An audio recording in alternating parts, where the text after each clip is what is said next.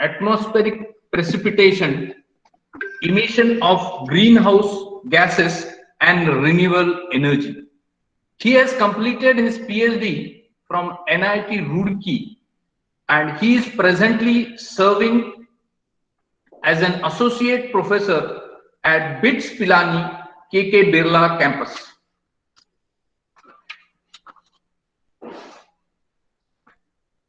He has published 2 books and 1 book chapter. I welcome Professor Baral sir for today's session. Thank you, sir. Thank you, sir, for the introduction. Before starting, I would like to thank Professor Umesh Patil, the head of the department, PBPIT Sangli, Dr. Sangram Patil, Mr. Abhijit Patil, and Professor S.L. Bhagat for inviting me and giving me the opportunity to talk to all our faculty colleagues. I will not say this is a presentation, this is a talk or interaction with the faculty colleagues from all over India. So as Professor Bhagat correctly said, my research area includes mainly energy and environment. I used to work on energy and environment, which include material for separation processes, for example, heavy metal removal using adsorption process, material for energy applications like photocatalytic hydrogen production and pollutant degradation. I also worked on wastewater treatment, simultaneous wastewater treatment and energy production like anaerobic digestion. When I will discuss about the statistical method, I will give 2 examples of my research work, which my PhD student did. 2 of my students who completed their PhD. One of them is an associate professor in NIT Warangal, and the second PhD who completed, he is now again an associate professor in one of the colleges in Chennai. So let me share my presentation.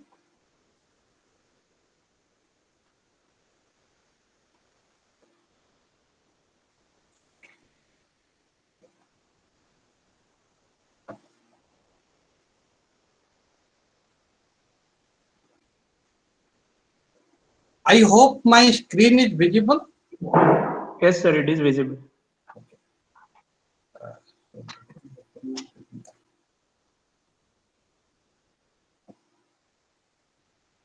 Okay. I hope the screen is visible, the presentation is visible. Yes, sir, yes. Presentation is visible. So the topic of my presentation, as rightly said, is statistical designing and analysis of multi-factor experiments. So basically, you know, there are a lot of statistical methods which are available for designing and taking decision, some important decision while choosing the process, choosing the material, even in the like human resource applications. To name some of the statistical methods, we can say designing of the experiment is one of the methods. Similarly, multi-attribute decision-making method, and there are many such statistical methods which is available. Out of all those, if we say designing of experiment is one of the like the maximum used statistical method. It has several advantages. It is easy to use and easy to interpret the results. So 2 important aspects of this designing. One is design the experiment. The second one is once we will design, perform the experiment, get the experimental data, fit it into model, finally we will get a model. Then how to analyze the data. Whatever result we got, how to analyze, both graphically as well as mathematically. These are the 2 aspects which I will be talking about. There are a lot of equations which are involved, statistical equations, which I will not talk about because we have limited time. With limited time, what I will do is I will try to give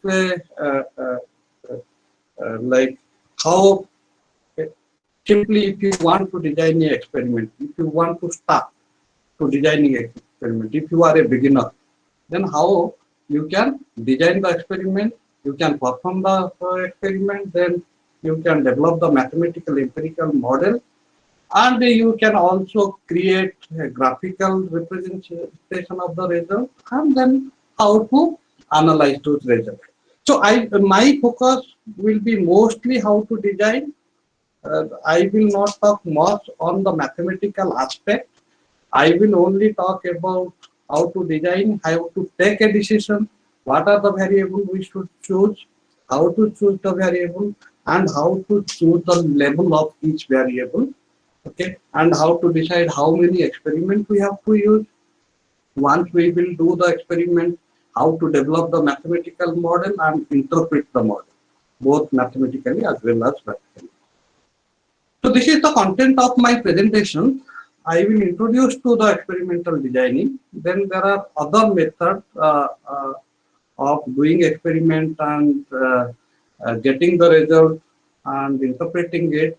Then how factorial designing is better than the other method, like OFATA, which is very commonly used, which I will discuss about.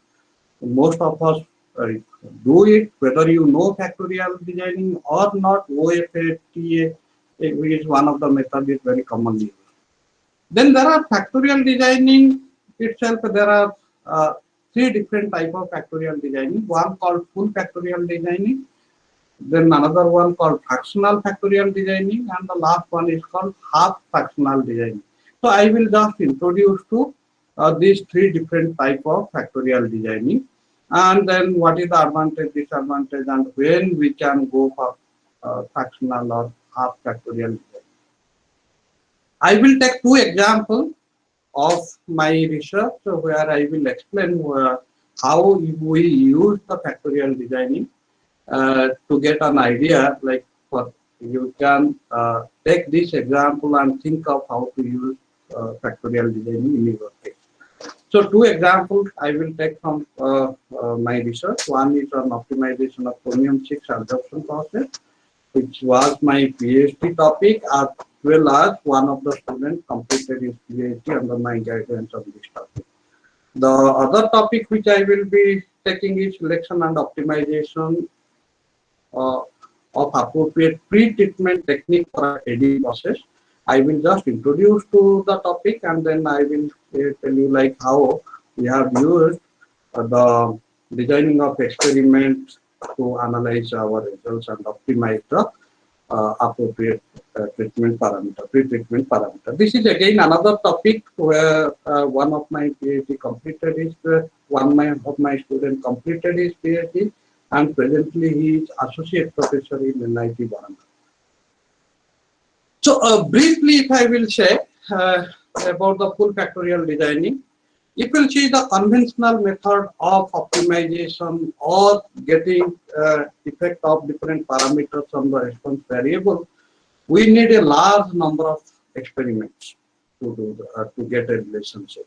And that's what the first line you can see the conventional technique for the optimization or the experiment of a multivariable system requires large number of experiments and does not depict the combined effect of independent variable. What do you mean by combined effect of the independent variable? So the variable, as all of you know, because all of you are faculty, so all of you know the variable in a process broadly we divide it into two types. One is response variable and another one is in the independent variable. Dependent variable, independent variable. Also we talked in terms of input variable and output variable. Okay. So let's assume we have 5 input variable x1, y, x1, x2, x3, x4, x5, which are independent variable, and let's assume we have one dependent variable or output variable y. If we want to find a relationship between y versus x1, x2, x3, x4, then this relationship can be a linear relationship, which is in form of maybe B0 plus B1x1 plus B2x2 plus B3x3. It can be a nonlinear relationship where you may have come across terms like x1 into x2, x2 and x3, x2 into x4, like that. And those terms are called the combined effect. Okay? When we perform an experiment in conventional technique, normally we get a relationship between y versus x1, y versus x2, y versus x3. We don't get any idea about the combined effect. That means what is the effect of x1, x2 together. We can get a effect of x1 on y. We can get a effect of x2 on y. But what will be the effect? So basically, if you will see, if I will write the equation here, let me just write, suppose we have one independent variable.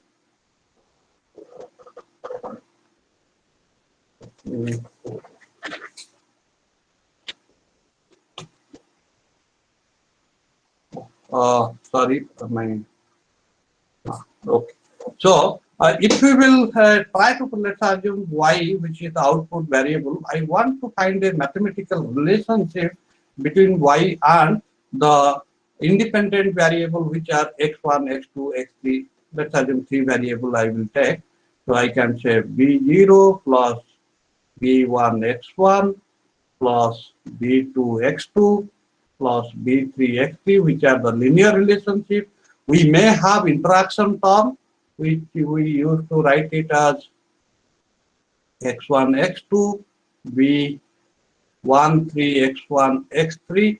So while performing the conventional experiment, we can find a relationship like y versus x1, y versus x2, y versus x3. But what will be the effect of the interaction term? What is the coefficient of interaction term? That information we normally won't get from a conventional technique. To get the effect of the interaction term, or it is called the combined effect. So like x1, x2, the term v1 to x1, x2 is called the combined effect of x1, x2. We need to have the designing of experiment. So designing of experiment is one such method where systematically we can do the experiment. One, the most important advantage is we can do minimum experiment and get maximum information. Okay? With minimum experiment, we can get the effect of individual variable as well as the combined effect. So conventional method is also time consuming and require large number of experiments to optimize parameters which are unreliable. Because suppose if you have 5 variables, if you want to vary each variable, so normally what we used to do is keep x2, x3, x4, x5 constant and vary x1. And minimum you have to vary 5 times. So if you calculate the total number of experiments which you required will be 5 into 5 into, so 5 to the power 5, which is very, very large. Okay. So the advantage of factorial designing is with minimum experiment, if we plan it properly, with minimum experiment, we can get the maximum information. So factorial designing is used to optimize the operating condition and to find out the most influential parameter for the, yes, from the mathematical model which we'll get, you can see out of 5 parameters which are the most influential parameters. Sometimes some of the combined effects are also most influential, which will not get the that information from the conventional technique. This is some of like the history about DOE. So Sir Ronald Fisher, who started the designing of experiment, so invented ANOVA and used statistics in experiment designing while working with those are so basically agricultural applications in London. Then George E.P. Box, again he continued the same. In 1951, developed response surface methodology. Designing of experiments are of various types. One is called designing, factorial designing. Another one is called surface methodology. So George E.P. Box developed the surface response methodology, and there are many authors who contribute significantly to the DOE. Those are some of them like Montgomery. You will find many papers those who refer to Montgomery. So he has large citation of his paper. He published a lot of paper on factorial designing which are highly cited by many authors, including me. So in most of my paper, I refer to his journal publications. These are the four eras of DOE in terms of its application. The agricultural, first it is applied to agriculture by the Fisher who developed the designing of experiment. We used it between 1918 to 1940. Profound impact on agricultural science, factorial designing and ANOVA he used. The second is the first industrial era where designing of experiment was used is between 1951 to 1970. Box and Wilson used the response surface methodology. Application in the chemical and process industry, which is still going on. The second industrial era is between 1970 to 1990, where quality improvement initiative in many companies, they use the DOE. And even Taguchi and robust parameter designing, process robustness are used, which are part of designing of experiment.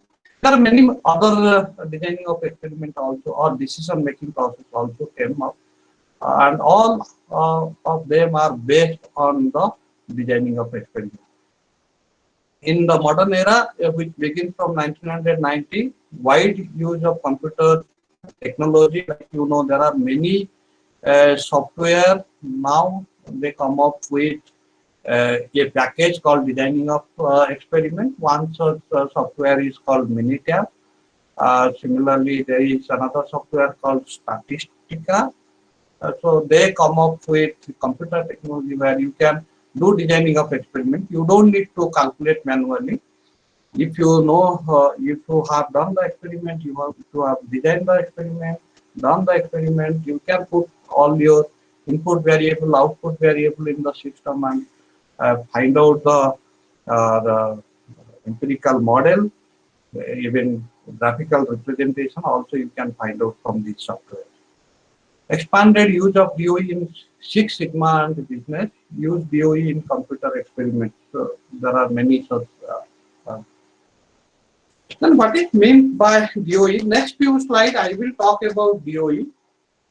So as you know, most of the research in engineering, basic science and industry are empirical and make extensive use of experiments. So statistical method can greatly increase the efficiency of these experiments and often strengthen the conclusion which we obtain from the experiment. So intelligent use of statistical method in experimentation requires the few points which we should consider. The first one is non-statistical practical knowledge of problems. Design, we should have thorough knowledge of the process or the experiment which we want to design. Design and analysis of sample, recognition of difference between practical and statistical significance. There is a difference which we should recognize before taking any conclusion. And we should also know that it is iterative experiment. Generally, there are three methods which I will talk about a little later. So experiment, it is just, as all of you know, a test of a series of tests or a series of tests in which purposefully changes are made to the input variable or factors of the system, so that we may observe and identify the reason for the change in the output response. So basically, to find a relationship between output and the input, we need to do the experiment. Just to get an example, suppose we have a 5 factor and 2 response variables, 2 output variables. then what normally we expect from the experiment? We want to know the effect of each factor on the response and how the factors may interact with each other. So like I told, the equation which I told, I've written there are interaction terms. So how each factor interacts with each other. Want to predict the response for a given level of the factor. So once using this, once we will get a empirical equation, that equation also we can use to predict, because we are doing limited experiment and we are getting a the mathematical model, the empirical model, and that model also we can use to predict. Suppose it will change the variables to certain values, what will be its effect on the output value. Want to find the level of the factor that optimize the response and maximize, that means either maximize y1 but minimize y2. Time and sometimes time and budget are constraints, so we have to have limited experiments to get maximum. So what are the strategies? Normally for doing experimentation, broadly divided into three types. One is best guess approach. Randomly you assume some input variable and do the experiment at those fixed input variable. That is basically a trial and error method. But you can do a lot of trials without getting a solution. So it can continue indefinitely, cannot guarantee best solution that you are finding. Another method normally all of us used to do, which I told before, OFAT, that is one factor at a time approach. So most of us, when we do experiment, what we used to do is, if you have 5 variable, input variable, keep 4 variable constant and vary only 1 variable. 4 times, 5 times minimum you have to vary. Here, the number of experiments you have to do is large, and it is quite inefficient because you need a large number of experiments. At the same time, there are many information which we will not get from this method. And the third one is, which we will be discussing about the factorial approach, and as I told, this is invented in 1920 by Fisher. Factor varied together, all the factors randomly, so we used to have a randomization, all factors varied together. It is correct, modern and most efficient approach, can determine how factor interact. That is one of the important things. And used extensive in industrial R&D and process improvement. And because of the availability of computers and software, we can generate graphical solution of the problem from which we can find out the optimized value of the input parameters. All experiments should be designed. Experiments. Unfortunately, some experiments are poorly designed. Valuable resources are used ineffectively and result inconclusive. So when we used to teach, like fluid mechanics, we used to say there is a method called similarity scale of based on the similarity. Why we need the similarity method for scale up? It is very important because we cannot do experiment. Suppose we are designing a aircraft, whether we can do experiment in the real aircraft, and then if it fails, then you build another aircraft of different structure, and again you experiment. Again it fails, you go for another one, which is massive cost. We cannot think of. So basically, because of that, sometimes the cost involved in the experiment is very, very large. We cannot afford to spend that much of resources for the experiment. So there, one of our objective is to reduce the number of experiments, and with reducing the number of experiments, we should also not compromise with the information which we are getting. So statistical designing experiment permit efficiency and economy and the use of statistical method in examining the data resulting scientific objectivity when drawing the conclusion. It is not like simply we are drawing the conclusion. There has to be a scientific objective. So whatever result we are getting, we should scientifically validate the results. So DOE is a methodology for systematically applying statistics to experiment. DOE lets experiment develop a mathematical model. So at the end, we will get mathematical model which we can use to predict how input variable interact with the create output variable or response in process or system.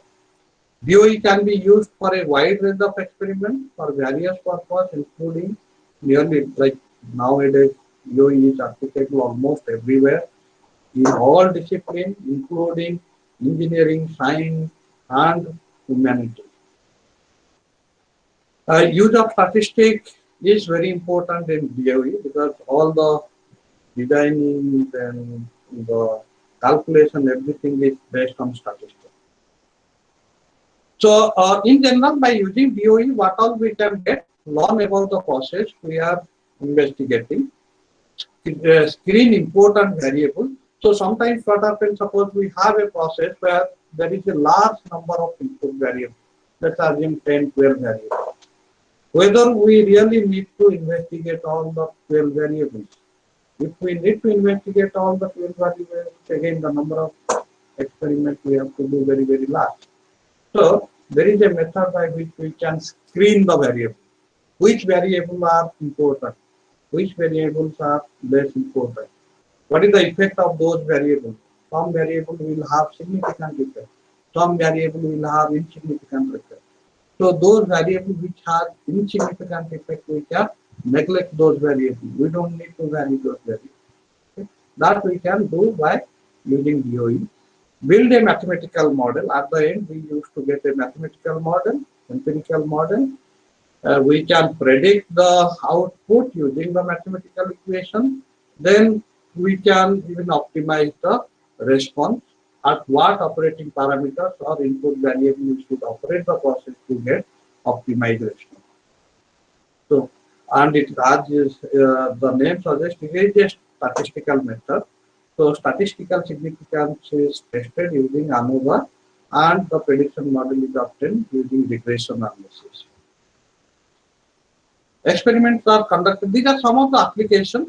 Evaluate and compare basic designing configuration. Evaluate different materials. Suppose if you have, you know, those who are working on adsorption or photocatalysis, they used to prepare a large number of materials. Then which material is the best material depending on your response variable. So you can evaluate the material based using this designing. Select designing parameters so that the design will work well under a wide variety of field conditions. Just imagine, suppose adsorption column you want to design. At what flow rate? What should be the flow rate of the wastewater? Based on that, we can decide the height of the adsorption column. Then we should go for a best adsorption, best flow rate, or ultimately that will depend on your residence time. Okay? We can find out the optimum residence time, and based on that we can design the distillation process. Determine key designing parameters that impact the performance.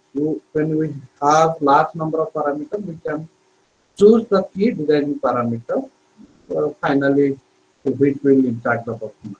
This is what some example like a blending of input which generates corresponding output. You can see there are 7 input and 3 output, and if you really want to do experiment to find out what is the effect of all the 7 input on the 3 output, you have to have a large number of experiments, and sometimes this experiment will have information which are very complicated and difficult to analyze.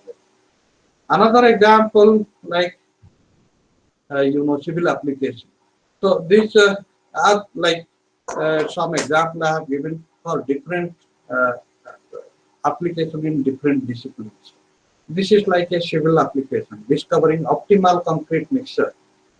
See the input, the output are compressive strength, modulus of elasticity, modulus of rupture, Poisson ratio. These are some of the input and output, and these output will be affected by the input like type of cement, percentage water, type of additives, percentage of additive, mixing time, curing conditions, and percentage plastic size. Then how to get the relation, because there are large number of variables. You have 7 input and 4 output variables. The relations are complicated. Then how to find out?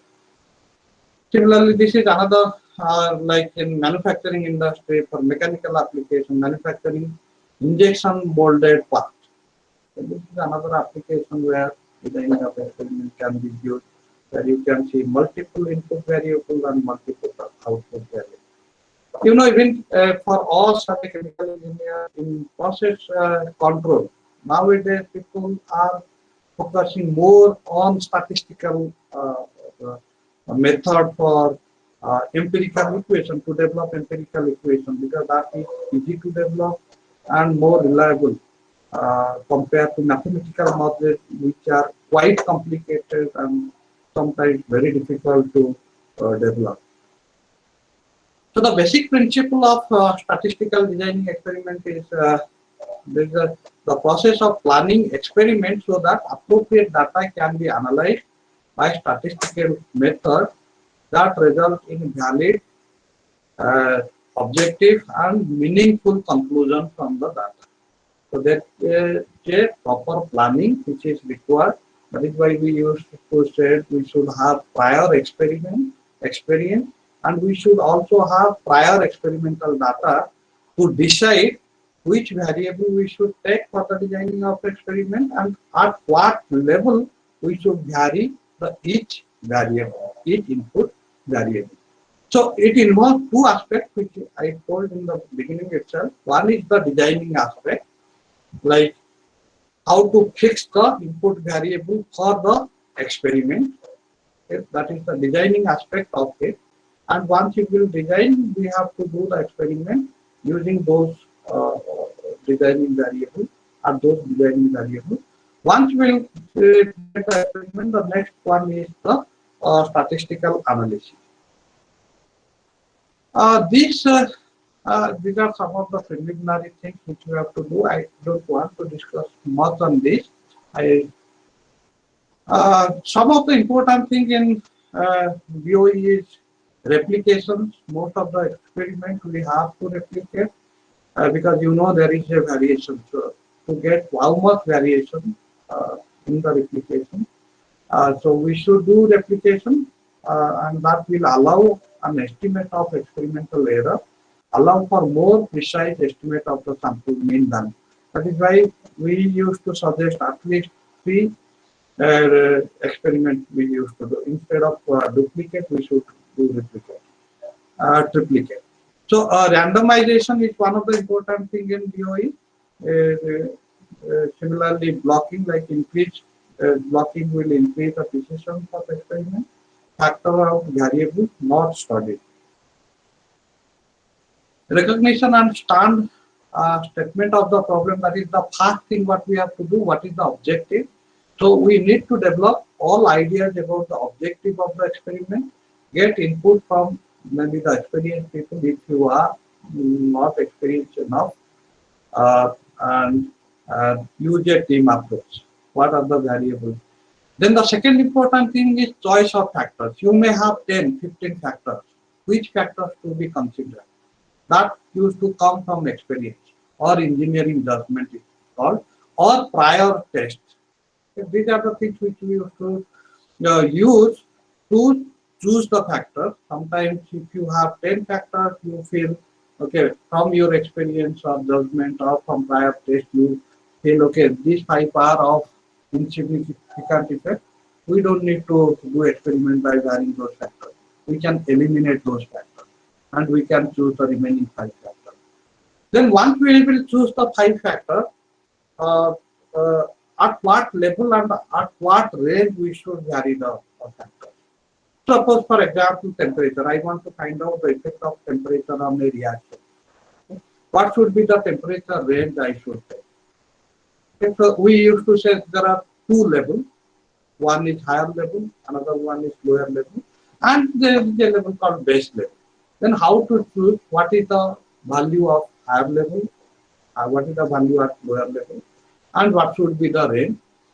And then we should also carefully see what is the response variable. Choice of experimental designing, like I told, there are different experimental designing, like central composite designing, uh, factorial designing, surface response methodology.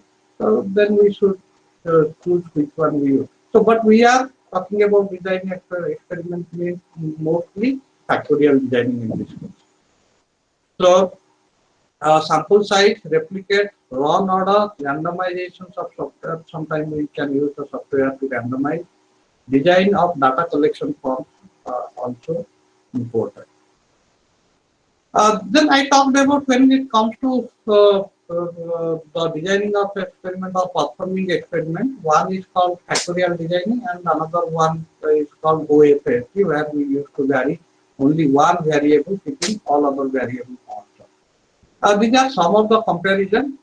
In factorial designing, experimental trials or runs are performed at all possible combination of factor levels. In contrast to OFAT experiment, where we used to vary only at a time only one variable, keeping all other variables constant. Factorial and fractional factorial experiments are among the most useful multi-factor experiments for engineering and sufficient scientific investigation, where the number of experiments required will be very small compared to your OFAT method. The ability to gain competitive advantage requires extreme care in the designing and conduct experiment. Special attention must be paid to joint effect and estimate of variability that are provided by the factorial experiment. So we will little bit talk about full factorial designing, fractional factorial designing, and half factorial designing in our coming slide. Full and fractional experiments can be conducted using variety of statistical designing, I told. It can be factorial designing, it can be surface response methodology. There are other designing also called designing of mixture. Even Taguchi method is also there. So we can use various statistical designing methods. The design selected can be chosen according to specific requirement and restriction of the investigation. For example, suppose like we want to go for a anaerobic digestion, just to make a example, co-digestion of different waste in anaerobic digestion. Normally we used to do several waste combined together to improve the solubility of the organic component and improve the C to M ratio. This is one of the important factors in the anaerobic digestion, because different waste has different C to N ratio, and the organism needs a particular C to N ratio for its growth.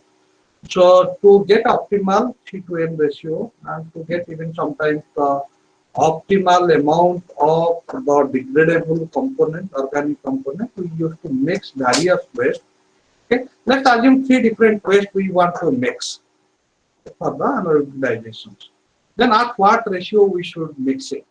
How to know? Okay, we have a statistical method called designing of experiment, which you can use to find out the optimized ratio of different waste which you can combine to get the best response out of the anaerobic digestion. So one factor at a time is prevalent, most of us used to use, but potentially disastrous because the type of experiments commonly used by many engineers and scientists in both industry and academic, which require a larger number of experiments with minimal information. Tests are conducted by systematically changing the levels of one factor while holding the levels of all other factors fixed. The optimal level of the first factor is then selected, which may not be the optimal when we are varying all together. Okay. Subsequently, each factor is in turn is varied and its optimal level selected while the other factors are fixed. So OFAT experiments are regarded as easier to implement, more easily understood, and more economical than factorial experiment, which is not correct. People believe this is easy, better than, but it is obviously better than trial and error method. OFAT experiments are believed to provide the optimum combination of the factor level. Unfortunately, each of these presumptions, the previous presumptions which I told are not correct, can generally be shown to be false except under very special circumstances. If it is a special circumstance, sometimes maybe OFAT is economical compared to factorial, but in most of the cases it is not. The key reason why OFAT should not be conducted except the special circumstances, it do not provide adequate information on the interactions. Like I told, what will be the effect of x1, x2 in the equation. It may have a significant effect on the y, which will not get. Do not provide efficient estimate of the effect and optimized value. The optimized value which we are getting from the OFAT may not be the optimized value for the process in overall. So it is important to obtain maximum realistic information with minimum number of well-designing experiments. That is where the factorial designing comes into picture. The factor may be identified by looking at all the quantities that may affect the outcome of the experiment, and based on our experience, we can remove some of the insignificant variables. The most important among these may be identifying using a few exploratory experiments. We can use our past experience based on some underlying theory and hypothesis also. These are some of the special terminology. Response variable means the output variable. Normally we used to call it as response variable. Factors is commonly used in the DOE. Factors means those are the input variables that can be changed. Label means at what level we can vary the factor. Specific values of the factor is called label. It can be continuous or it can be discrete. Replication, completely read on the experiment, as we know.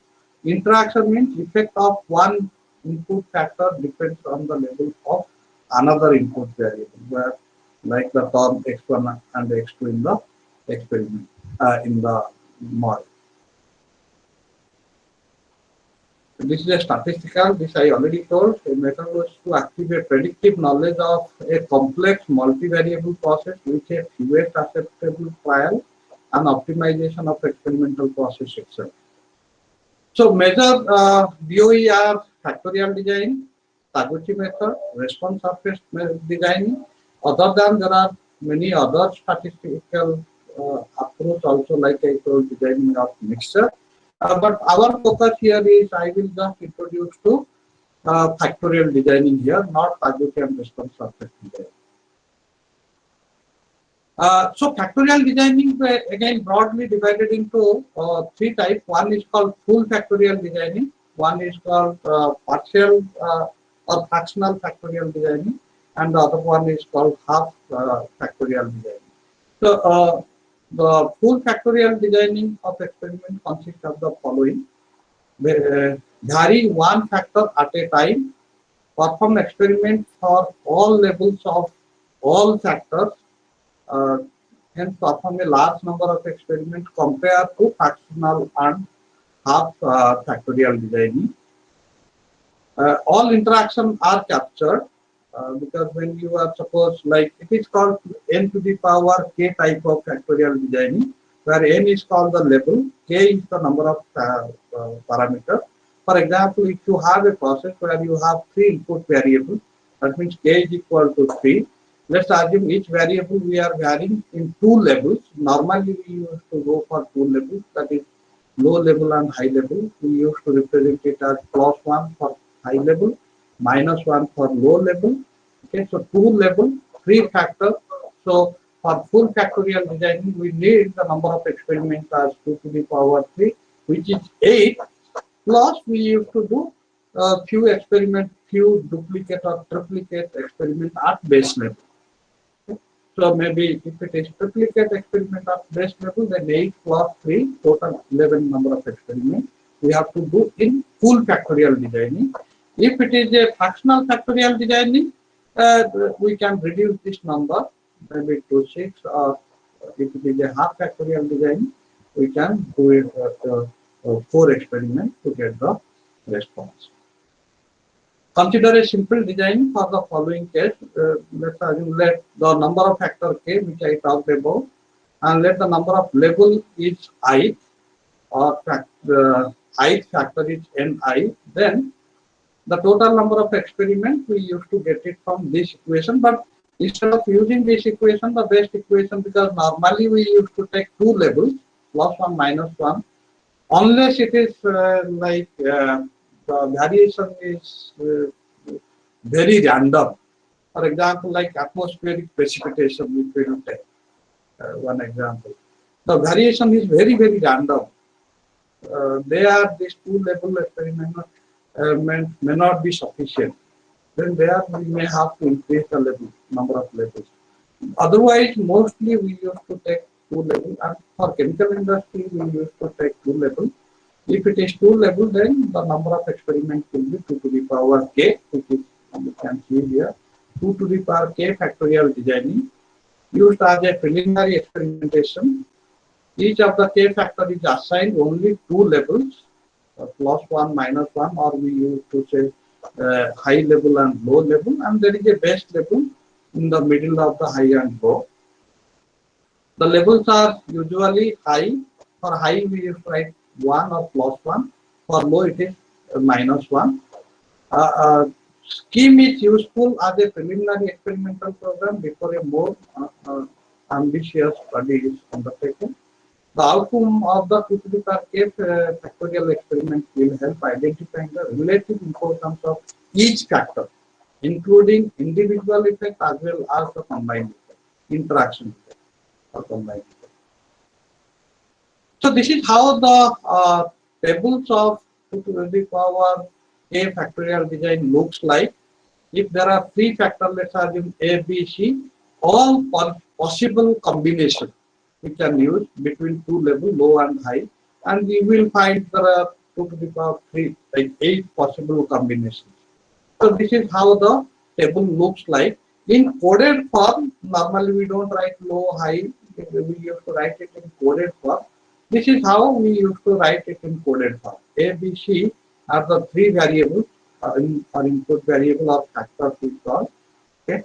And you can see the first trial where we did we plan to do the experiment at lower value of all the parameters. -1, -1, -1 means the lower value of all the parameters. So these are all possible combinations, which will be 2 to the power 3, which is 8. So these are the input variables. Then output matrix is, let us represent outcome of each experiment be a quantity like y, because when we have 8 experiments, we will have 8 output or response. So each response we can write it as in terms of y. For example, first experiment we can represent it as y1, second experiment y2, like that. Okay. Thus y1 will represent the outcome of experiment number 1 with all 3 factors having their low values. Y2 will represent the outcome of the experiment number 2 with the factor A and B having the low values, and so that depending on the table which I showed before, which one is low, which one is high. The outcome of the experiment may be represented as the following matrix, which is the outcome matrix. For each experiment, the outputs are given in the first column, that is y1 to y8, and the variables are varied between the lower level and higher level, and the combinations are given for XA, XB, and XA.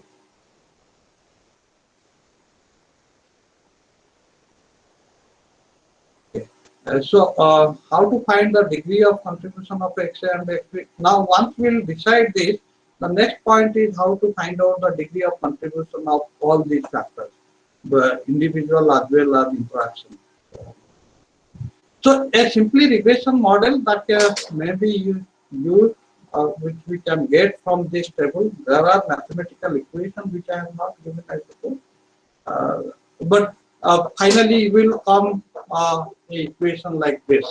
You can see there are individual effects. Linear terms are the individual effect, like PAXA, PBXB, PCXC. Those are the linear effects.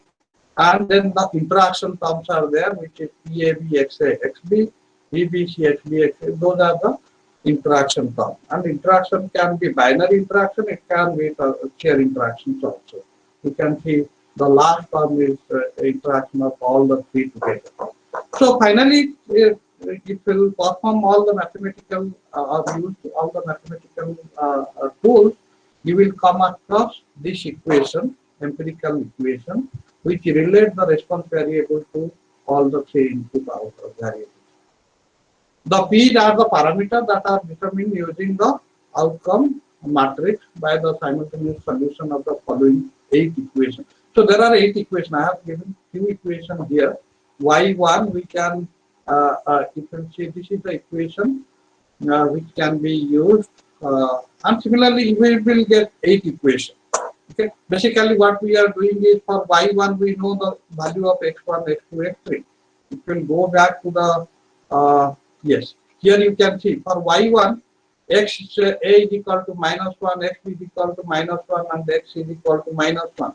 So in this equation we can put the value of xa, xb, xc to get y1 c and y1 we will get experimentally. So this is the equation having 8 unknown, 1 equation, and similarly you will get another equation. You will get 8 equation, 8 unknown. Solve for it. We will get the all the coefficient. Okay. This is how it looks like. The in cuboidal, if you put it, you can see the x mean is at the center, and the experimental point or the designing variables are at 4 vertices of the cuboid. You can see if you take center as the origin, and the each side length is 2, then you will get like this. This is how it looks like. It is easily seen that the parameter P0 is simply the mean of the value. This is we can get P0 by simply putting xa, xb, xc is equal to 0. That means by doing an experiment at base level, then xa, xb, xc is 0 means it is at the base level. Higher level is represented by +1, lower level is represented by -1, the base level is represented by 0. It is thus seen that the values of y minus p0 are the common. So these are, I think, I just want to skip, not that useful in the beginning stage. The mean of the square of this deviation is the variance of the sample data collected in the experiment. So basically all those are statistical tools which we used to get the equations and their coefficients. So the influence of the factor may be guessed by the contribution of each term to the variance, and that will be decided by the coefficient of each term. It may be verified that the total sum of the properties of that table, which is it talks about total sum of square, how to calculate, from there how to calculate the variance. This is the equation which you can use to calculate the variance. And like I told, I will not focus on those mathematical equations. Those are the equations which you can use and Hellman equation. In a multivariable experiment, with k number of, this I already told, L to the power k number of measurements or experiments we have to do to understand of the process for calibration.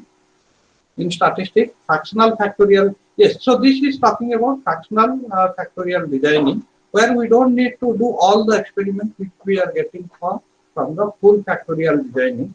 So the number of experiments we can do is like I to the power k minus p. So yes, the factorial designing are expressed using the notation I to the power k minus p, where the number of experiments is small compared to full factorial design. So basically we used to choose the subset of the full factorial design, sparsity of effect principle using the fraction of the effort of a full factorial design in terms of experimental runs and effort.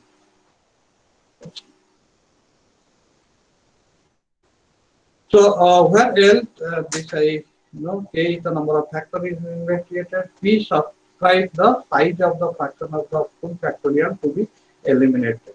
For example, if you have 10 factors, maybe you can, if you want to do the full factorial designing, the number of experiments has to be 2 to the power 10. But if you believe out of 10, suppose 5 factors are of insignificant effect, then 3 will be equal to 5. So we can do 2 to the power 10 minus 5, which is 2 to the power 5 number of experiments. So significantly reduce the number of experiments. Yes, factorial designing. This is one such example when you have 7 factors, 2 level. In a full factorial design, we have to use 128 experiments. But if you believe, okay, out of 7 factors, let's assume 4 factors which are having insignificant effect based on your prior experience or engineering judgment or prior experimental data, you can reduce this number of factors to 3. Then you have to do only 2 to the power 3, which is 8 number of experiments instead of 128 experiments. And those 8 number of experiments is given. Half factorial, again, like exactly half of the numbers which you can do. For example, 3 factor, 2 level. In full factorial, we have to do 8. Where if you believe sometimes with 4 experiments also we can do. That is called a half factorial designing, which requires 2 to the power k minus 1 experiment. So in this particular case, it is like 4 number of experiments. So it will reduce the number of experiments.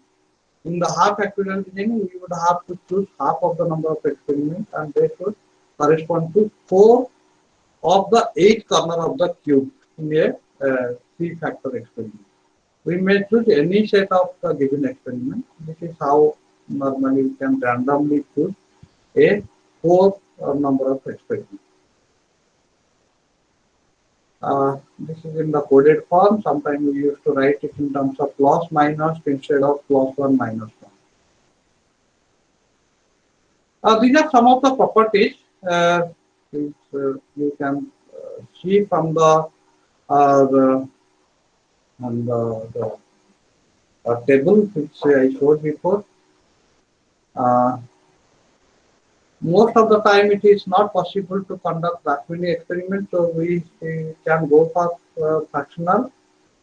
Can we reduce the number of experiments and yet to get an adequate representation of the relationship between the outcome of the experiment and the variation of the factor? This question we have to ask ourselves before taking a decision whether to be used full factorial designing or fractional factorial.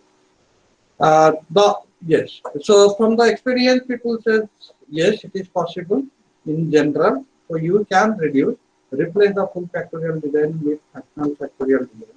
And basically, this is applicable when the number of factors is very large. If you have 3 factors, so instead of reducing, we can do 8 experiments. Why to reduce it to 4 or reduce it to 6? But when your number of factors are large, then possibly you can go for fractional factorial. In the fractional factorial design, only certain combination of the levels of the factors are used to conduct the experiment, not all levels. This ploy helps to reduce the number of experiments. The price to be paid is that all interaction will not be resolved. Yes, this is one of the demerits of partial flow. In the simple cases, 2 of the 3 factors, the economy of reducing the number of experiments by 1 may not be all that important. That's what I told. When this is applicable when the number of variables are large. If it is only 3 variables or 3 factors, then it is of no use. However, it is very useful to go in for a fractional factorial design when the number of factors is large. When it is expected some factor or interaction between some factors to be unimportant, that's what I told. When you have 10 factors and you believe that 5 factors are of insignificant effect, we can reduce, we can go for fractional factorial design. The fractional factorial experiment design is useful when main effect dominate with interaction effect being the lower order. So there are cases where the interaction effect may not be significant. Then in that case, we can go fractional factorial experiment rather than full factorial experiment. So like I told, the result, how to analyze the result, how to use a factorial designing, I will give maybe this is one example, and if I will get time, I will talk about another example from my the research. So this is one research which I did during my PhD, and also one of my PhD students completed on this. So this is a small part of the work my PhD student who did to completed his PhD. So our objective was to optimize the parameter for chromium-6 adsorption. As many of you may be doing the adsorption study, you may be knowing there are several factors which affect the adsorption process of any metal or heavy metal.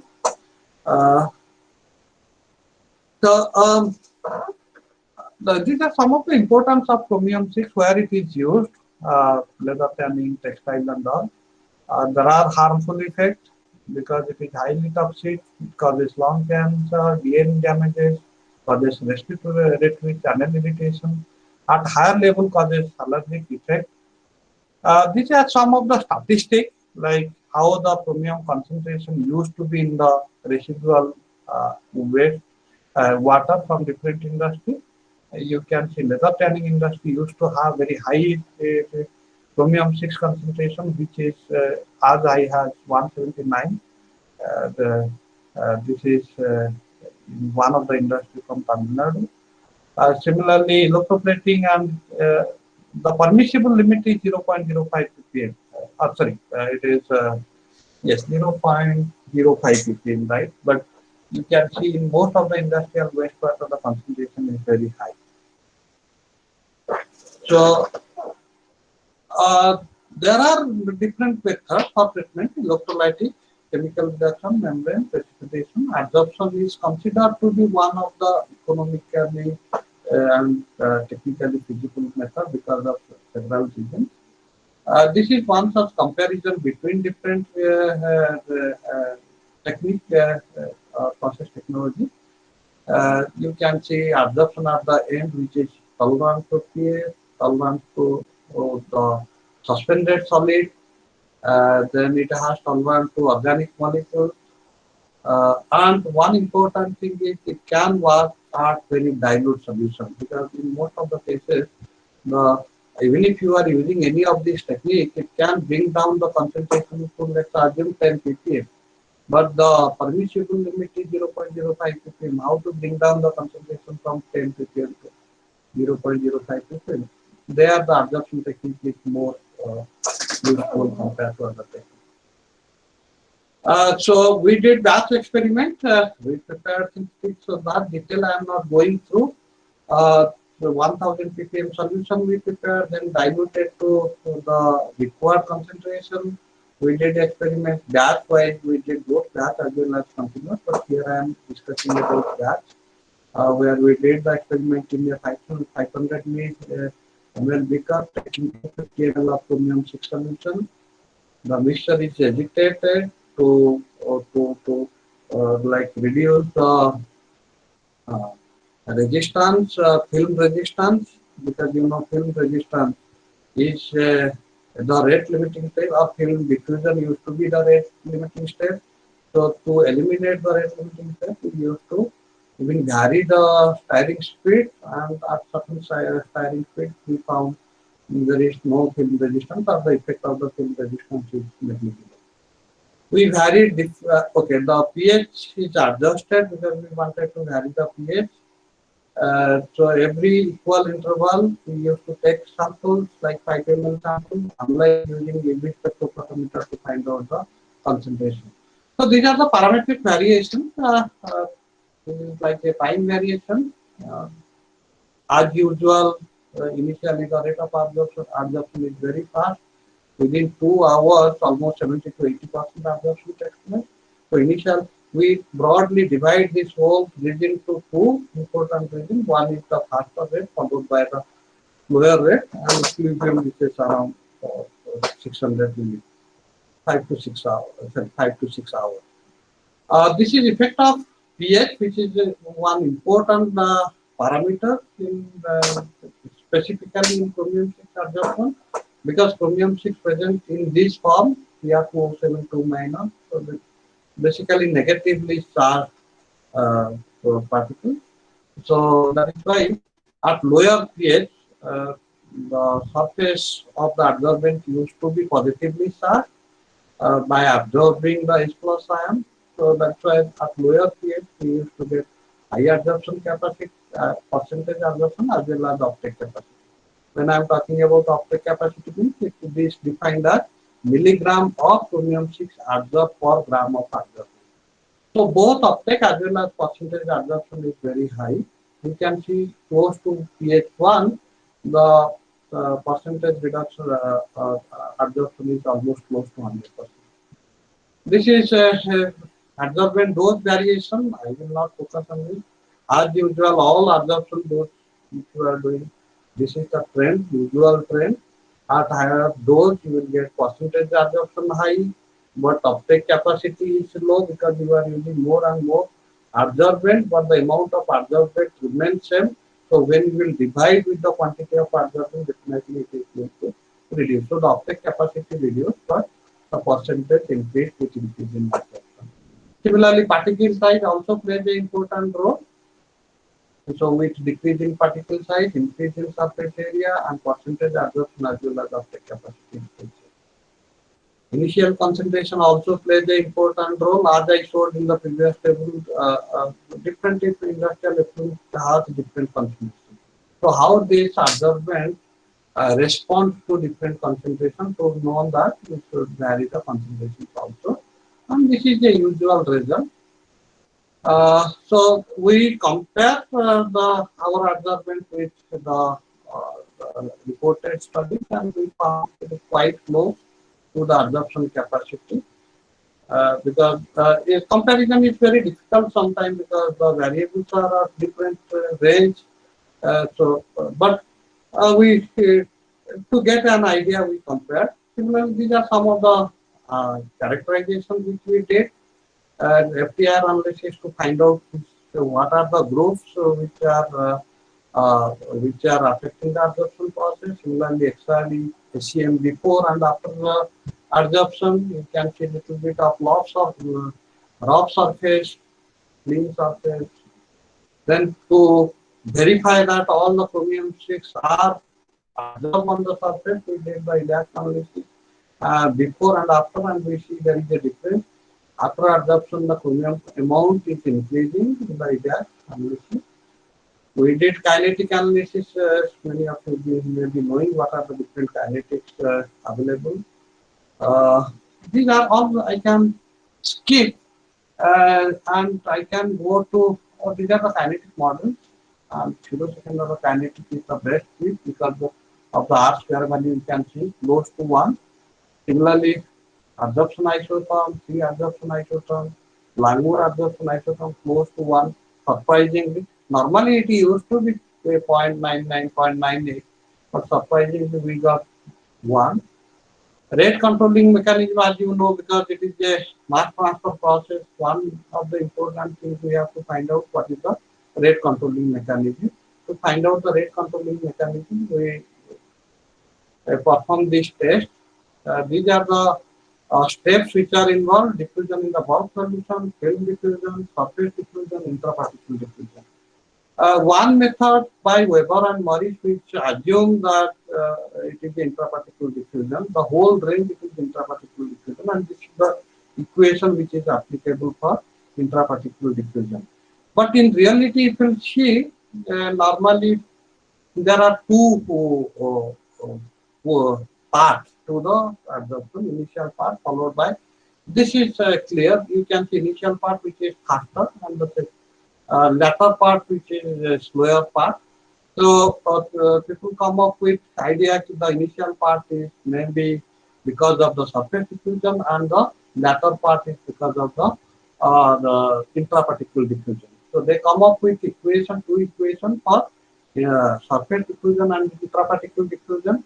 So the whole range we divided into two parts. The initial part, which is for surface diffusion. So initial part we use surface diffusion, and the latter part we use the intraparticle diffusion. And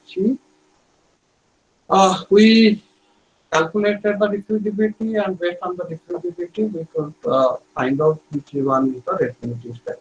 This is important, which is the point of discussion today, factorial designing. So as I told, there are many factors on the adsorption process. These are four factors which I choose based on our prior experiment, prior experience, and prior experimental data. So as you know, these are four parameters which are given. Other than these four parameters, there are particle size, agitation speed, and few more parameters which we have not considered because of our prior experience, because those have little effect on the absorption process.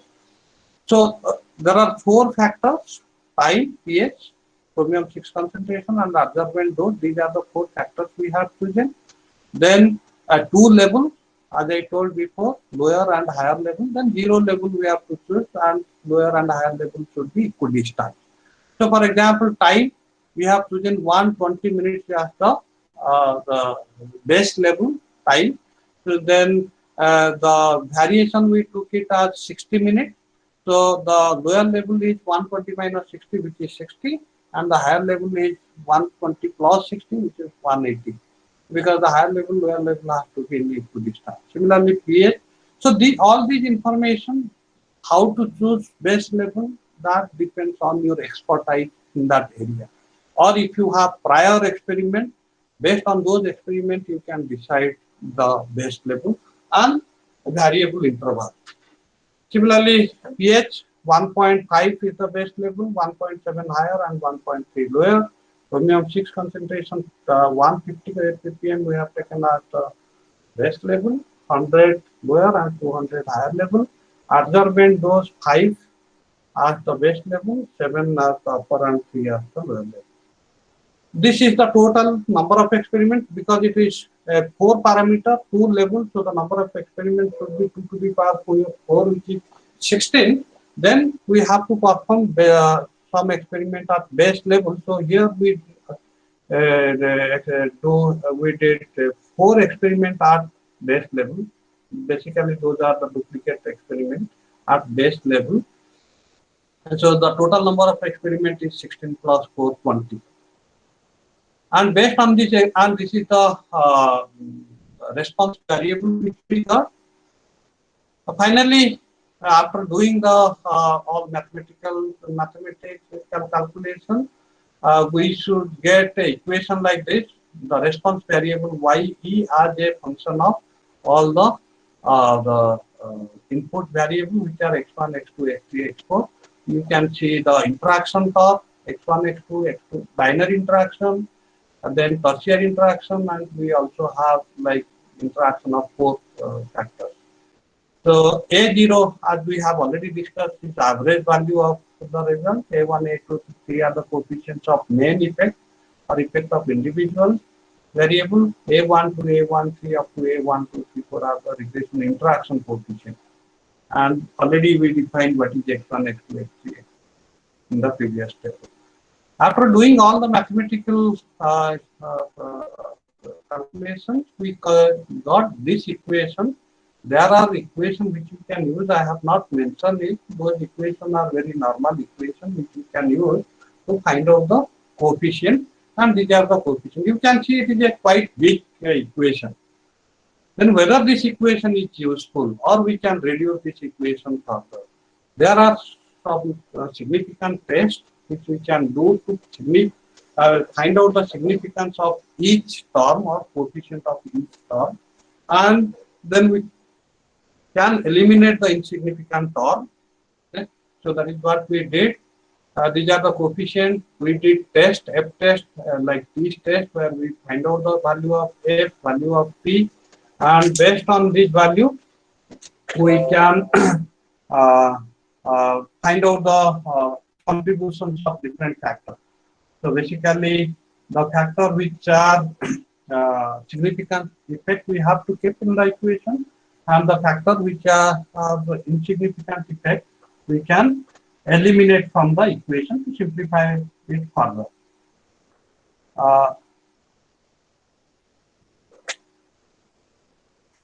Then, so after eliminating the insignificant terms, we come up with the simplified equation.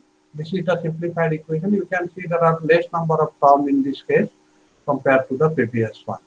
And the coefficient of each term signifies something that comes under the analysis.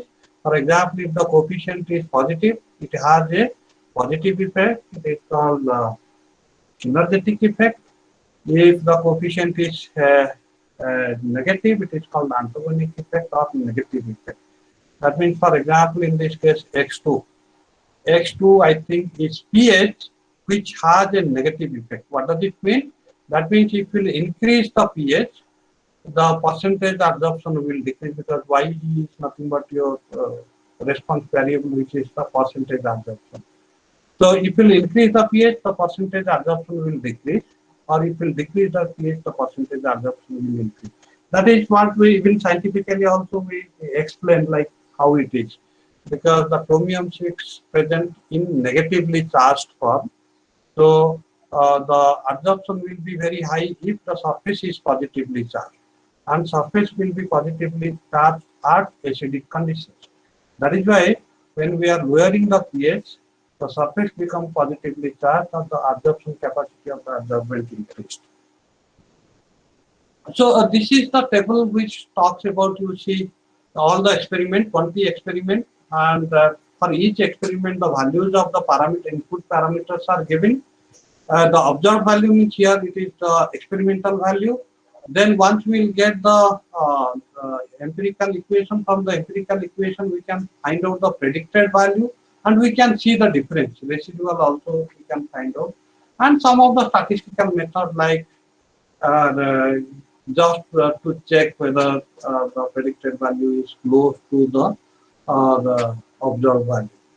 And you can see the residue is very close. It is, the difference is not very high.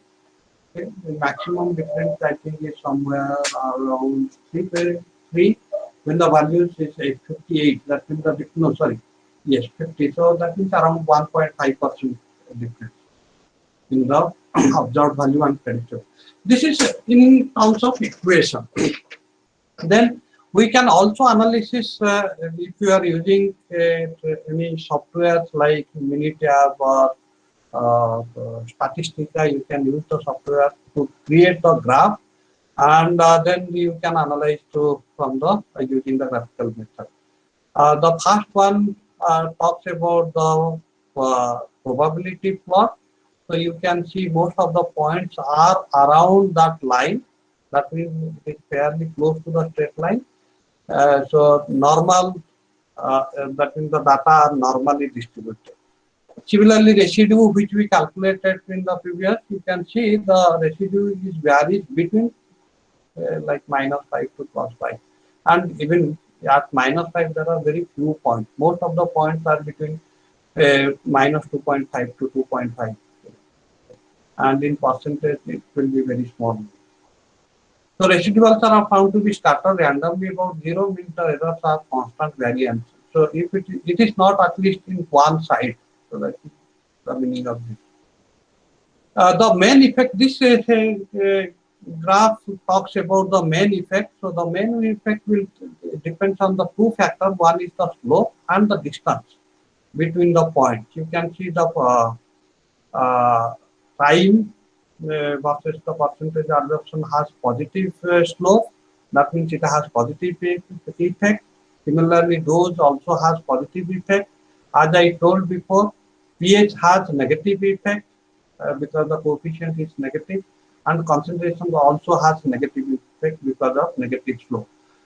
Then the distance between the points, top point and bottom point, this point and this point will decide whether it has, which has more significant effect. You can see pH has more significant effect, followed by those and then the other two. So pH played a major role as indicated by the steep slope than those and other variables. This curve talks about the interaction effect, how to judge the interaction effect or how to decide the interaction effect. You can see there are two lines. If both lines are parallel, then the interaction is minimum. There is no interaction. The interaction will come when the slope are different. For example, if you see the concentration versus pH, the two lines are almost like parallel lines. Though not exactly parallel, it looks like parallel. The fast curve, this curve, it looks like parallel. This is the one which is concentration versus pH. You can see almost the two lines are parallel. That means there is very little interaction. Here you can see there is a interaction because the slope are significantly different. This is your concentration versus dose. Similarly, this is concentration versus time also has significant interaction. But this doesn't have much interaction. This also has little interaction. This dose versus time also has little interaction. So all this you can find out from this interaction plot. There is another plot which you used to call contour plot. This contour plot can be used to find a region where you will get the maximum output or your response variable is maximum. In this case, because it is percentage absorption, should be as high as possible. If you see the first graph, which is the concentration pH versus percentage absorption. So you can see this gives like for this color the percentage absorption is greater than 75, and we want the percentage of absorption as high as possible. Here, because it is yellow color, you can see the percentage absorption is less than, I think it is between 50 to 55%. But this is the region where the percentage absorption is very high, greater than 75%. That means for us, the region where we will get the maximum output is lower pH and lower concentration. That is obvious when we saw the pH has a negative effect, antagonist effect, concentration also has the antagonist effect. So this is the region where, though it doesn't give to us the exact point, but it gives us a region where we can perform the experiment to get the optimum value of the response variable. Similarly, this is your time versus concentration. At lower time, higher concentration, you can see here. Here at lower concentration, we are getting maximum response. Here we are at higher concentration, we are getting more. No, at lower concentration and higher time, we are getting. But this again mostly time independent of time. It will depend on the concentration. pH dose, you can see there are so many colors, and the maximum we are getting somewhere in this range and in this range. So basically, in this contour plot, we can see the range at which we will get the optimum result, but it will not give you the optimal value at exactly at what concentration, what pH, what absorbent dose we should perform the experiment to get the optimal result. So, but surface plot you can see clearly, it gives you a optimal position. Okay? For example, the first one is about the concentration versus pH versus percentage absorption. This is the point where we are getting maximum percentage of absorption. Yes, this is one point, and this is another point also where we are getting maximum percentage of absorption. So maximum percentage of absorption you can see is at lower pH. Both points are at lower pH. This point is at lower concentration. So basically, if we'll compare here at lower pH and lower concentration, at this point we can get the maximum percentage absorption. You can see here not much variation. It is almost like parallel to the surface.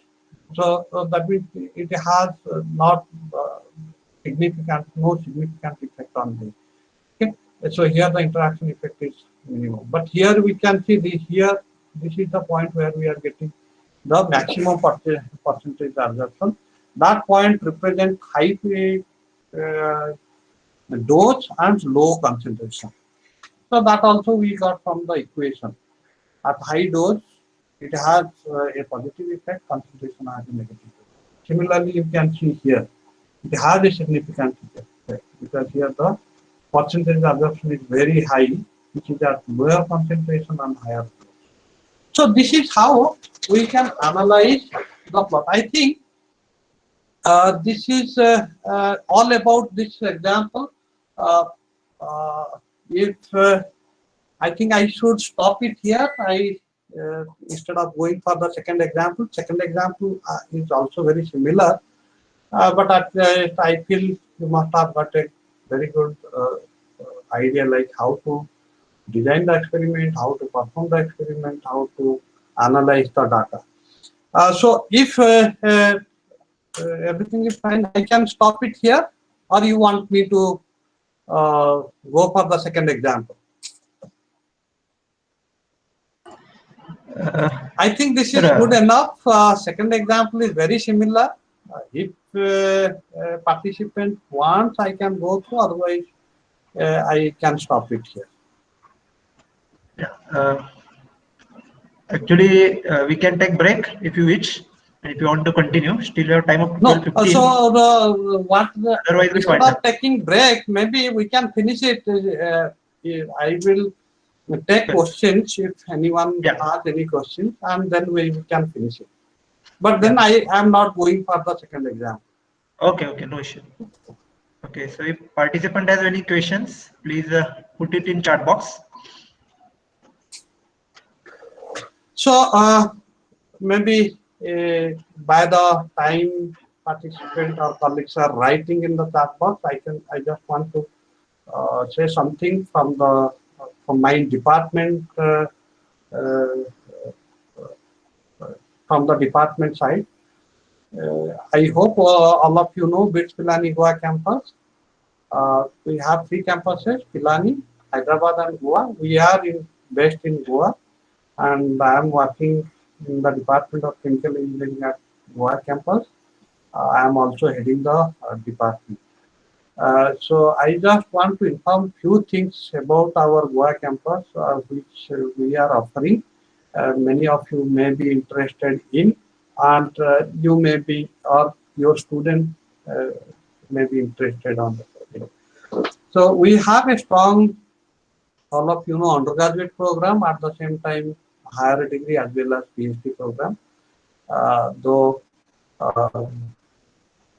we have option of institute fellowship.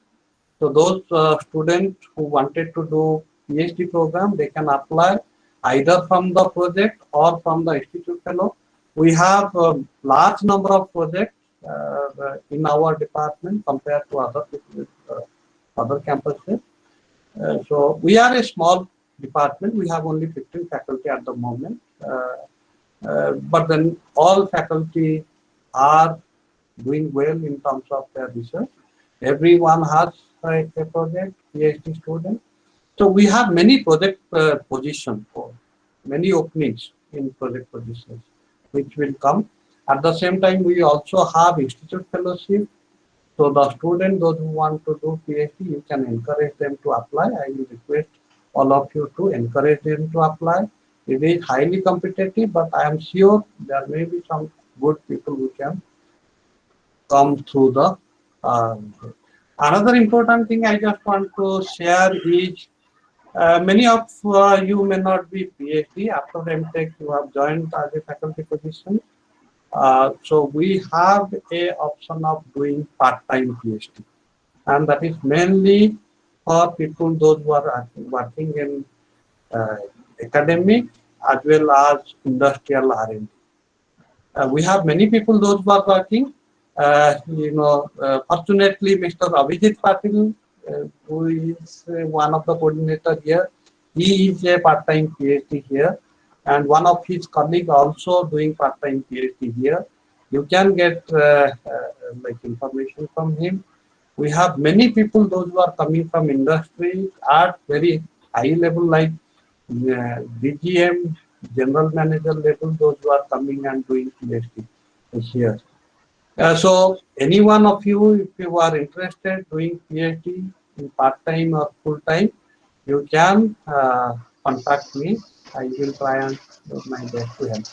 That's all from my side. So we can take question if anything. There are a few questions in chat box, sir. Yeah. First question is from Purnima Suresh, sir. Can you explain again how to interpret 3D plots? Yes. So quickly I will go to, this is surface 3D plot in the sense you are talking about surface plot. Yes, surface plot is the only 3D plot. So if I, let me just, yes. Suppose let me take an example of the fast plot. Okay. See here, if you see the fast plot, this axis is percentage absorption. This axis is our percentage absorption. And obviously, in the absorption study, the percentage absorption should as high as possible. Okay, that is one of our objectives. We should see that our percentage absorption is as high as possible. Now, this axis is our pH axis. This axis is our concentration axis. Okay. Now, if you see at what point the percentage absorption is very high. This is one point. This is one point where you can see the percentage absorption is more than 70%. This is a point where again the percentage absorption is high, but I think it is slightly lesser than the percentage absorption here. So basically, if you want to decide again, here again the engineering judgment comes into picture. Okay. Now, suppose in this case we got 2 points where we are getting maximum response. Okay. 1 point, if you consider point 1, this is a point, let's assume point 1, this is point 2. At point 1, if you see the variables, point 1 represents the lowest concentration and the lowest pH. That means we can perform the experiment at lowest pH, which is I think close to around 1.3 or 1.3. At 1.3 and concentration is around 100 ppm. So we are getting maximum percentage absorption at 100 ppm and 1.3 pH. We have another point where we are getting maximum absorption at 200 ppm and 1.3 pH. Then based on our engineering judgment, we can decide at what point we should operate. Another simple example, okay, this may be a little bit confusing. Another example I will give you. Just random example I am giving. Similar to this. Let's assume we are getting 2 points where we are getting the optimum absorption or maximum absorption. 1 point, let's assume 100 ppm, 1.5 pH. Another point which is 5 pH and 100 ppm. Okay. Then what should be our engineering judgment? At what point we should operate the equipment, or what variable we should take the optimum? If you ask me, we should take the second one as the optimum variable. So that is where the pH is 5 and the concentration is 100 ppm. In both the cases, the concentration is 100 ppm. We need not worry about it. But when it comes to pH, one is 1.5 pH and the other case it is 5 pH. You know the difference because it is a logarithmic scale. Okay. 1.5 is highly acidic, very, very acidic as compared to 5 ppm. And when you are doing an experiment at 1.5 pH, you will get a effluent which is acidic in nature, highly acidic in nature. You have to have a neutralization process after the absorption, which again adds to the cost, adds to the environmental issues. Okay. So many times one is the picture. From the picture we will get a optimum condition. Then from our engineering judgment, we can decide what should be the optimum value. You can have multiple optimum values. Then we have to use our engineering judgment to decide at what point we should apply. I think I answered the question.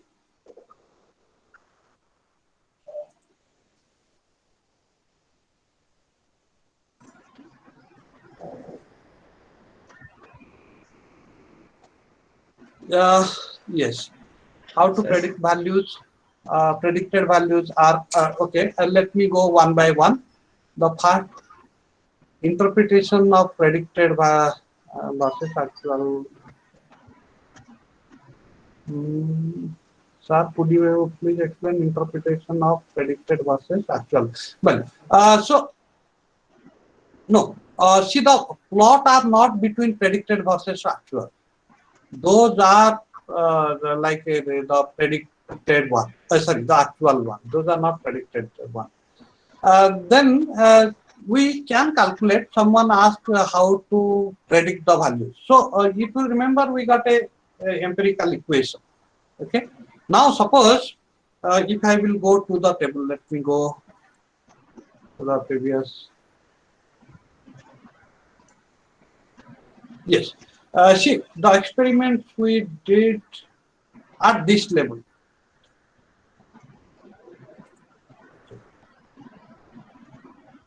See, when we did the experiment, okay, on next page, when we did an experiment at x1 plus all positive values of x1, x2, x3, that means higher values of high values of the parameter. What are the high values of parameter? x1, x2, x3. If you see, x1 is 180. That means the time till which we did the experiment, our contact time is 180 minutes. pH is 1.7, chromium 6 concentration is 200 ppm, absorbent dose is 7 grams per liter. When we did this experiment, we got the result, which is 57.8%. Percentage absorption is 57.8. Now, we got a mathematical model. If you remember, this is the mathematical model. Okay. Now, in this mathematical, the final mathematical model, it will put those values of x1, x2, x3, x4, okay, and calculate the value of ye, whatever value we will get, that is the predicted value of the, because that will not be equal to the experimental value. Because experimental points we have taken, we have done the statistical calculations and come up with this, which is not exactly equal to the experimental values. So you will find there are errors, there are difference between the experimental values and statistical values, or the predicted value. So experimental values are known. At a particular values of x1, x2, x3, x4, you want to measure or predict the values, you put those values in coded form, obviously, because all are put it in coded form, either +1 or -1.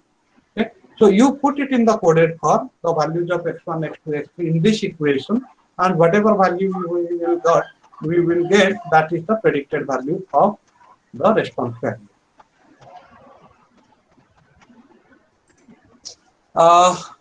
So about half normal plot. So basically, if you remember, I told there are three different methods of factorial designing. One is full factorial design, where the number of experiments is large. All experiments you have to do. Suppose if you have 5 variables, 2 levels, so 2 to the power 5, which is I think 32.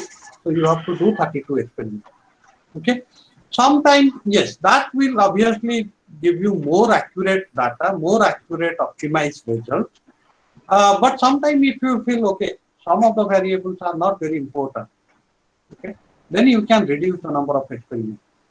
So there you can go for fractional factorial designing or half factorial designing. Half factorial designing exactly half the number of experiments you can perform, a random experiment you can perform compared to the total number of experiments when you are using the full factorial design.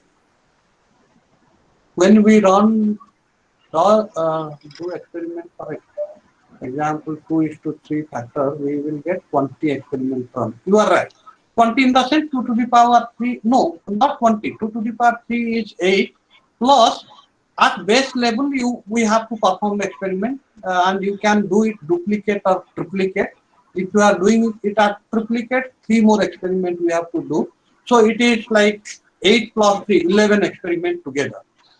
If number of factors are 4, then 2 to the power 4, which is 16 number of experiments, plus at base level, that means 0 level, we can perform, let's assume 4 more experiments, 16 plus 4, 20 total number of experiments.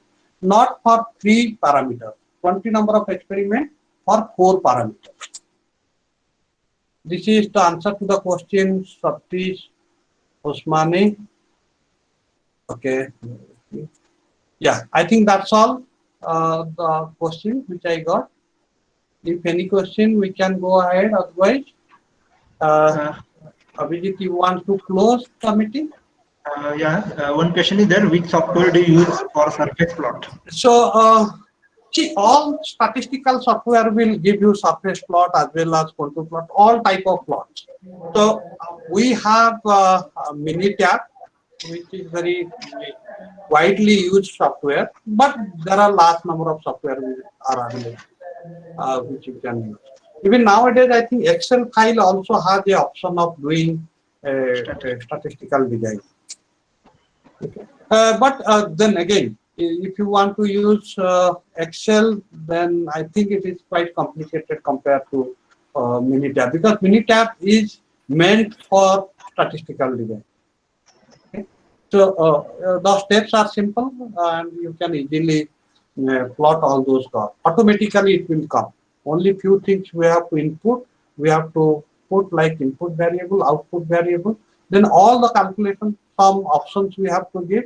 All the calculation it will do on its own. And graph, whatever graph you want to do, you can simply choose the option, you will get the graph. That is much more easier compared to Excel. Sangram sir, will you please proceed further activity? Sangram sir. Okay, sir. Thank you, sir. Thank you. Now I request Professor V.S. Kore, sir, to deliver vote of thanks. Okay, sir. So good afternoon to all participants. So on behalf of organizing team, it's my privilege to propose this vote of thanks on this occasion. And I am very grateful to our distinguished guest speaker, Professor Saroj Barad, for sparing his valuable time to grace this occasion and enlighten us with his commendable talk on the subject of statistical design of experiment. And he has very well covered this topic, particularly talking about full factorial design of experiment. And I'm very much thankful to him for this unforgettable event. And we are highly obliged to have you for this session. Thank you very much, sir. Thank you. Thanks a lot. Over to you, Sangram, sir.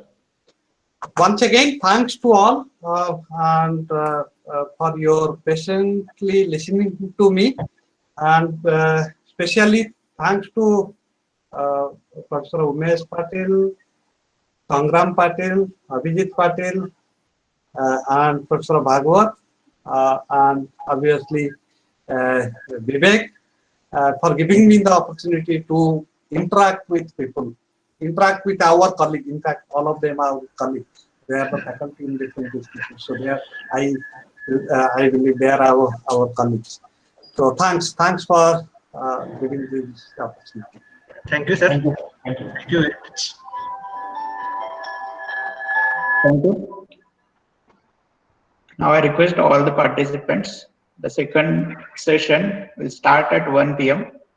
So be online at before 10 minutes to second session. And one announcement is there. You should have with you calculator, and the details are given on WhatsApp group regarding the calculator. So please be ready with calculator for today's second session. Thank you.